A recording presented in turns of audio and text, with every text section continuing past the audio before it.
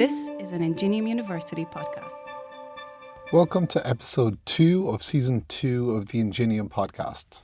As I'm recording this introduction, the 10 days of INGENIUM's senior school is underway here at MTU's Bishopstown campus in Cork City. And it was really fantastic to see the enthusiasm for this week of collaboration, connection and shared learning at this morning's kick-off event. Running as part of the 10 days is the Education for Sustainable Development BIP, or Blended Intensive Programme. We were keen to find out more about this BIP, so Thomas Broderick recently caught up with Christine Mulder to find out more. Christine is an innovation advisor at the University of Skövde and the lead for Work Package 7, which is INGENIUM for Sustainable Development.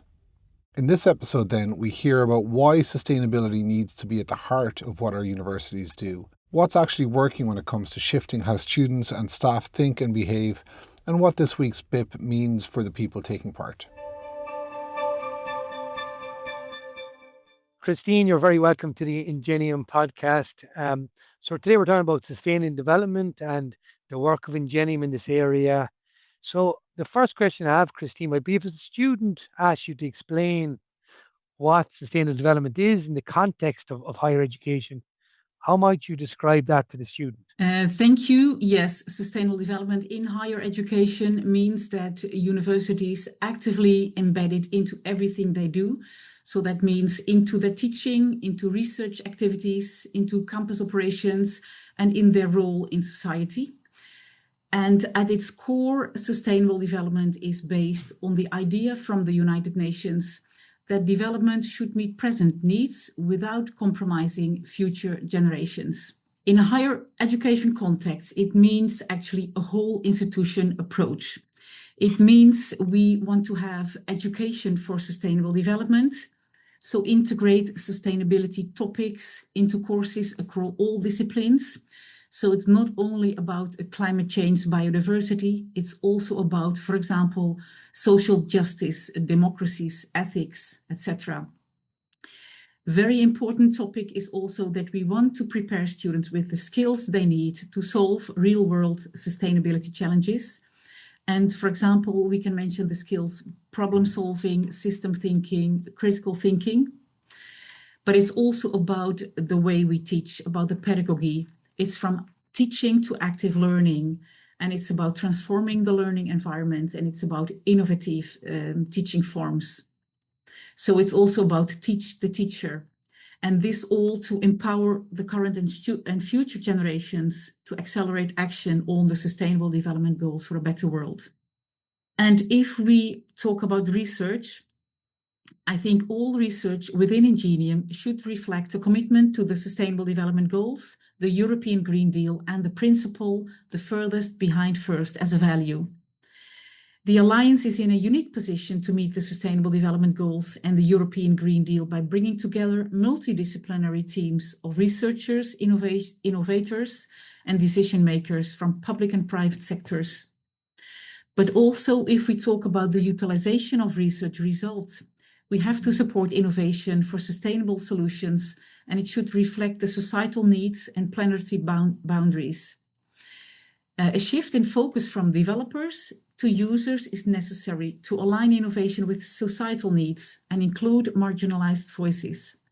So our tech transfer offices should not only focus on commercial models, but also on social innovation, policy change, and other non-commercial utilizations. Of course, there's a link to our campus operations. We talk about trying to reduce energy and our emissions. We talk about sustainable food, eating vegetarian food, plant-based food, reduce waste. We talk about sustainable mobility, sustainable procurement, biodiversity on campus, the use of our water, but also social sustainability. So, for example, accessibility on our campus. And finally, the whole institution approach is about our role in society. We have to promote sustainable practices beyond the university, and we have to partner with local and global communities, commercial and public sector in education and our research activities. Thanks, Christine. And I like the way you've kind of given some examples of what the Sustainable Development Goals look like, in practice and and for our institutions. And if people, we will share the UN SDGs link in the show notes, so people can go to those and maybe find out a little bit more. Christine, I think you've highlighted the importance of sustainable development for us looking after the future and maybe doing the right things now. So maybe you might talk a little bit about, for yourself, what was that moment personally or professionally that made you think, what, this has to be central to everything that we do in higher education? Yes, it actually started when I prepared the work for the work package in INGENIUM. It was quite clear that the sustainable development goals are all interrelated, and you can only succeed when you have this whole institution approach. Before we actually started to work, I had a digital meeting with all the Work Package 7 partners individually, and they all had so many different backgrounds, researchers who were specialists in their topics, but also non-researchers like sustainability coordinators. So it's not possible to have a one-size-fits-all. But also when I prepared, I read the roadmap that was developed by the European University Association, developed for universities to work with sustainable development. And they also highlighted this whole institution approach. We have to work with education, research, campus, and community engagement. Also very important is that I wrote some books on these topics, like The Purpose-Driven University by Debbie Husky-Leventhal, but also a book of Professor Jan Rotmans about transitions and sustainability. So all this together showed that you must have sustainable development centrally integrated in all the activities of the higher education institution. Christine, you mentioned at the start of that about the Work Package 7, and you're that leader, and that the University of Ulster are leading the Work Package 7 kind of on Ingenium for sustainable development. So there must be maybe exciting aspects and challenging aspects of working across the 10 different universities. So what has surprised you most about kind of leading this work across the Ingenium Alliance? Yeah, what surprised me is that still many higher education institutions use sustainable development as a ticking a box. And it has been the goal from the beginning, actually, to shift from ticking a box to really integrate sustainable development, to really embed it in our teaching and in our governance. Okay, Christine, thanks just for kind of outlining that challenge, because it's important to recognize that, this work package team are trying to come together to ensure that I suppose, sustainable development goals are brought to life. And you've kind of said that everyone is not there yet, but I suppose that's a big kind of hopeful outcome for the work package 17. So look, we want to wish you good luck with that. And I think you're right. We have to make sure that this comes to life for people in the ground on their campuses across the alliance. So look, just in terms of the alliance, you talked about individual institutions, but I suppose as part of this European University Alliance, why do you think this larger group of universities are maybe uniquely placed to drive this kind of change? Yes, well, looking at the current challenges in the world, from climate change, biodiversity loss, inequality, democracies at stake, it's really huge. And to be able to solve them, we need the knowledge and the skills and the approaches from different backgrounds. We also need to collaborate with the civil society, private and public sector, to face all these challenges across country borders. So the conditions to do that with 10 universities are so much better. It's not possible actually to face these challenges as an individual institution, would my opinion be. Yeah, I think that's what maybe the power of this European alliance, that we can learn from each other. And I think it's nice that you've recognized that, the different knowledge and skills that we have, and come together to kind of deal with the challenges. So thanks for that, Christine. So, as part of this work package 7, there's obviously been a lot of activities and a lot of work being done. So you might maybe talk a little about some of, the tools, the course materials that you've developed. I know there's events like the Ingenium SDG Hackathon, online climate change workshops. So out of all the initiatives that you've been involved in so far, which one kind of has created maybe the most genuine shift in how students and staff think or maybe behave? And maybe why do you think that initiative has worked? Yes, indeed. We have done so many activities so far, from sustainability weeks, hackathons, workshops, and challenge labs. I'd like to highlight a few examples, but also the challenge labs. It was a series of 6 digital workshops we organized in autumn 24. And all 6 challenge labs had a topic related to an important current transition. So, for example, access to energy was one topic, food systems was one topic. And this online session for students started with a general presentation on this topic by a researcher from one of the INGENIUM universities, followed by a presentation about a real-life challenge from a company or a public sector organization.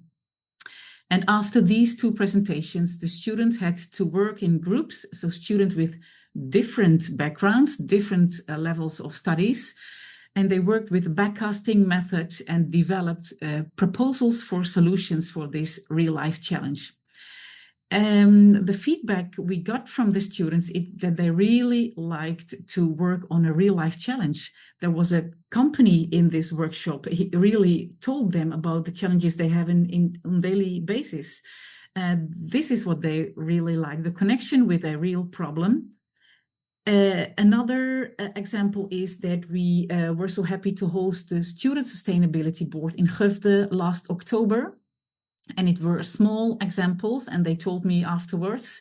For example, they had lunch in the restaurant here at campus, and one of the students asked a doggy bag for the food that was left. And one of the other students said, well, I would never do that in my country, because then people would think I am poor if I would ask the food that is left to take with me. It was an eye-opener for many students. Oh, well, you don't have to waste your food. You can just ask a doggy bag to take it with you. And another nice example is that we went to visit a Volvo company here in Skövde. The lady from Volvo who presented, she wore a key cord around her neck with the rainbow colors. And one of the students asked her, is there a meaning behind this key cord with rainbow colors? And she said, yes, it's really a statement. I wear it every day to show that it stands for the diversity in our work and other company, and we are so proud of it. So these 2 relatively small examples made impression on the students, and they talked about it afterwards, and they told it to me. And I think these examples are raising awareness. So I thought this is very nice to mention here as well. Yeah, thanks for sharing that, Christine, because I think it is nice for the INGENIUM audience you're listening to hear that and see that the impact these things can have, and you're raising awareness, and students then maybe are making changes. And thanks also for kind of outlining the challenge labs, and that process there of people coming together, and it sounds a very authentic experience for the students to experience. You used the word actually, the students, a lot there, Christine, and I think the student voice is obviously very important for the INGENIUM Alliance. So I suppose, how do you make sure that the student energy and enthusiasm actually shapes the Alliance rather than just kind of being consulted?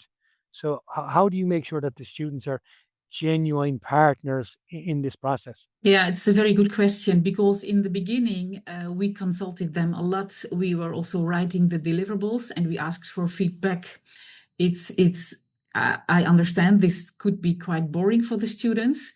They did a great job. They are very enthusiastic. And they gave feedback on the deliverables. But since we are ready with the deliverables from last year, we shifted more to activities.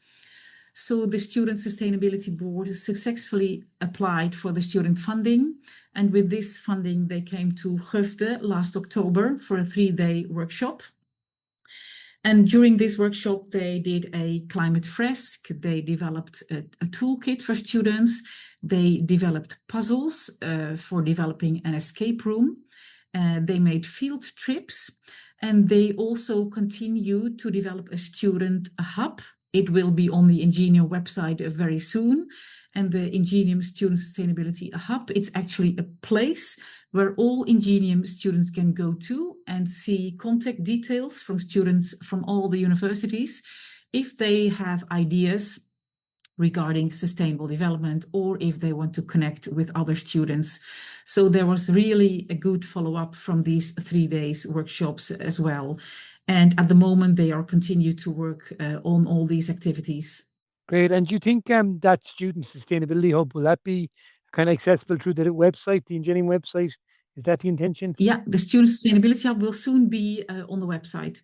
And there is some great content already on the INGENIUM website through the e-learning course, which I think people should engage in. So it's really nice there, Christine, to hear that about the students, because I think, you know, they're part of this process, they're partnerships, they're partners in the process, and it's nice to see them kind of leading it as well, and developing resources and developing what you described there. I know a part of the work package, there's an upcoming blended intensive program on education for sustainable development in MTU in May. I suppose I'd be interested maybe to think about, like, for anyone who hasn't done a blended intensive program before, why do you think this format works? And also maybe for those that are going to the blended intensive program in MTU in May, what should they expect as part of that? Yes, this blended intensive program in May at MTU, it's about train the trainer. It's open to all staff of INGENIUM, but it's specifically to teachers to embed sustainable development in their education. A BIP, a blended intensive program, or BIP, it's in hybrid form. So it combines online teaching and learning with this short intensive in-person experience. This works very well, in my opinion, for education for sustainable development, where learning relies on dialogue and reflection and collaboration. They share diverse perspectives rather than just classical content delivery. And the MTU BIP, they developed this BIP together with the colleagues from Skövde and from XAMK in Finland. So the focus is on staff development related to education for sustainable development. So the participants can expect to build a shared understanding on this topic, exchange practices with colleagues from different institutions, different backgrounds, and really co-develop practical ideas that they can adapt in their own teaching or professional contexts. That's good. Something to look forward to. So for those participants that are engaging, and I like the way you've described the BIP and how it works, and why it's a nice way to engage, you know, the INGENIUM Alliance to discuss this sustainable development. Just maybe a few more questions, Christine. I'm interested, you know, I suppose one of the challenges I think is the tension for maybe, you know, that sustainable development gets kind of siloed into maybe environment or science programs. So, like, how does the INGENIUM make sure that there's kind of this cross-disciplinary approach, and that it's, whether you're studying engineering, business, or health, that, you know, this is important for everybody? Really good question. Thank you, Thomas. We developed within the work package flexible course materials related to the 10 topics of 10 great transitions in our society. So again, it could be about access to energy, it could be about food systems, about education, jobs, and social protection. And all these flexible course materials are uploaded on the INGENIUM learning platform, and they are developed by INGENIUM teachers, professionals with different backgrounds and from different countries. So actually, the multidisciplinary content is already in these materials. And all teachers, all staff from INGENIUM can use these materials in their teaching. So an engineer could download materials related to health if he is teaching engineering related to health or democracy. So it's accessible to all disciplines, but maybe even more important to highlight that, for example, if we take the module health is related to social topics, to environmental topics, and to economical topics. And all these topics are already embedded when they develop these materials. And again, all the sustainable development goals are interrelated. And so we see this back in the materials we developed.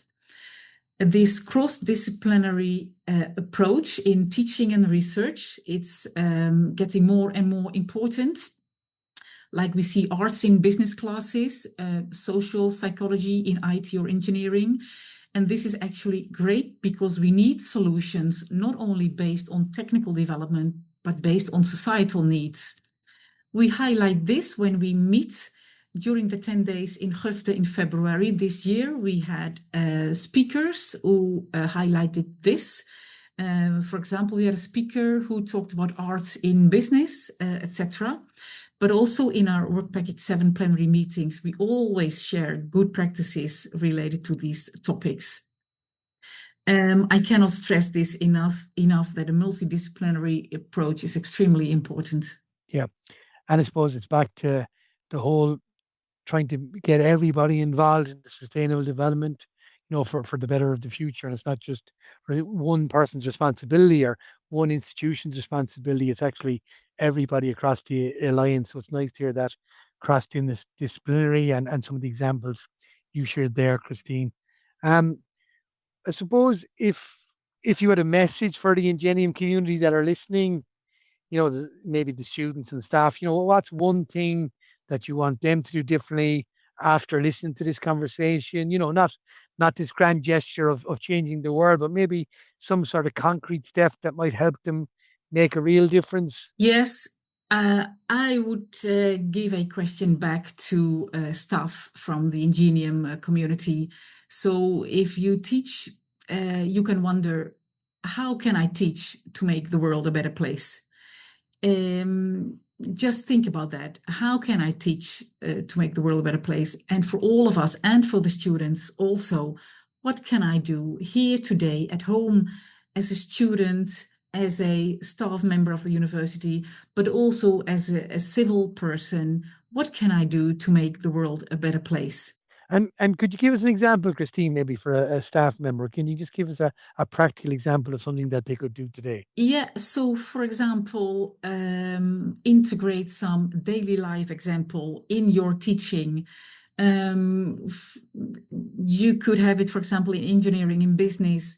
Give an example about if you want to buy new shoes, what shoes do you buy? So today, everybody wears sneakers. It's very trendy, and it shows really that you're modern and trendy, etc. But actually, if you look at the life cycle of sneakers compared to leather shoes, it's really very negative for the environment, because all these microplastics you can never recycle. And leather shoes, for example, you can repair them. You can have them for many, many years. It's just a concrete example. You can put it in the classroom. I think you can link it to different background students. Just talk about it. So many examples, small examples you can integrate in your teaching. This is just a small example. And as a student or as a person, as an individual, what can I do to make the world a better place?